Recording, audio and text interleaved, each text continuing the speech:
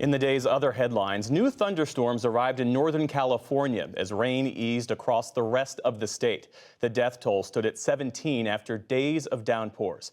In Los Angeles, road crews worked today to repair a sinkhole caused by the heavy rains. Crews have also been clearing roads in the hard-hit town of Montecito, where thousands had to flee this week.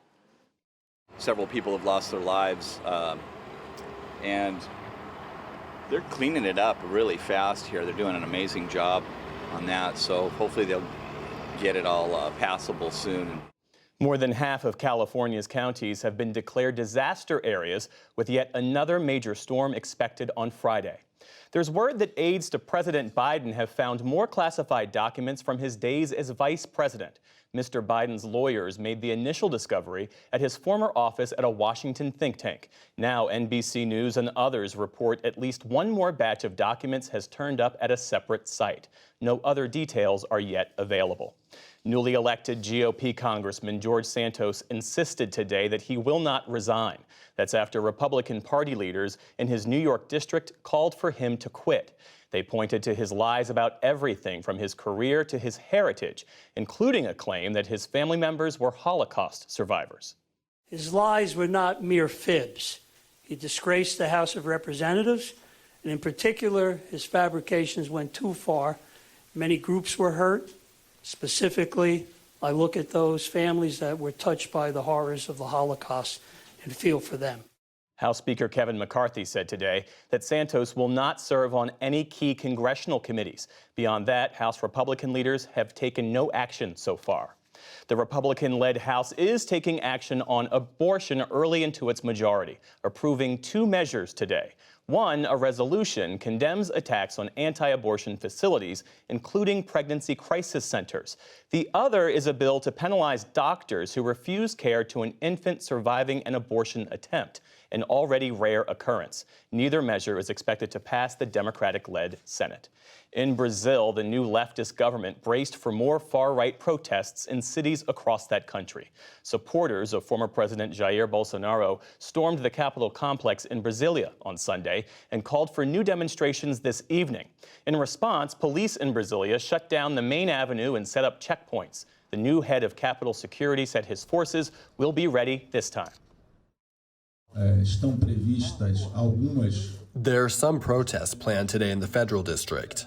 We want to reassure the population and federal employees that there is no chance that the unacceptable facts that happened on the 8th will happen again. Brazil's new president, Lula, warned that any move against the country's democracy will be punished.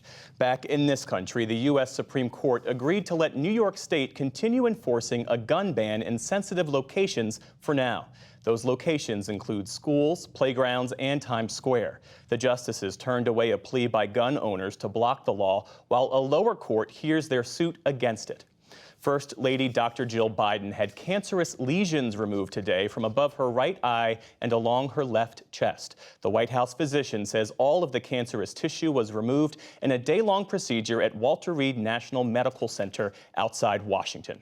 Another lesion on her left eyelid is being examined. The so-called Mohs surgery slices away thin layers of skin until all signs of cancer are gone.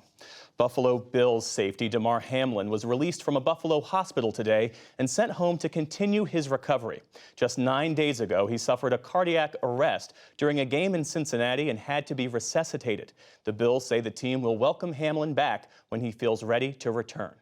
And on Wall Street, stocks rallied again on hopes that inflation is easing. The Dow Jones Industrial Average gained 269 points to close at 33,973. The Nasdaq rose 189 points, nearly 1.8%. The S&P 500 was up about 1.3%. And legendary rock guitarist Jeff Beck has died of bacterial meningitis. He gained fame in the 1960s with the Yardbirds and later as a solo artist compared to the likes of Eric Clapton and Jimi Hendrix.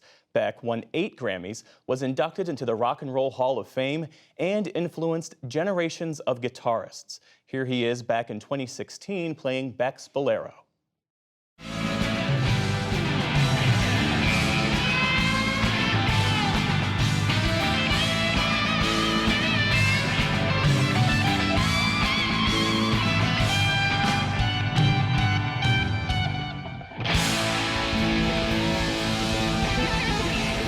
Jeff Beck was 78 years old.